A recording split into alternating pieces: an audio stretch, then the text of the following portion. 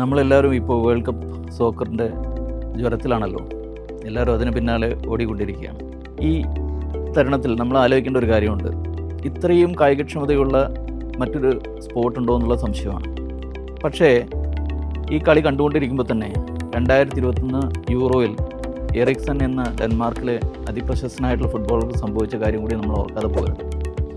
അദ്ദേഹം 45-ാമത്തെ മിനിറ്റിൽ കളി നടന്നുകൊണ്ടിരിക്കുമ്പോൾ ബോളിന് പിന്നാലെ ഓടുമ്പോൾ കുഴഞ്ഞു വീണ് മരിച്ചുപോലെ ആയ വ്യക്തിയാണ്. അദ്ദേഹത്തെ പിന്നെ CPR ഒക്കെ കൊടുത്ത് അഡ്വാൻസ് കാർഡിയക് ലൈഫ് സപ്പോർട്ട് കൊടുത്ത് രക്ഷിച്ചെടുക്കാൻ പറ്റിയെങ്കിലും അദ്ദേഹം തിരിച്ച് ഫുട്ബോൾ ഫീൽഡിലേക്ക് വന്നെങ്കിലും നമ്മളത് കാണാതെ പോകരുത്.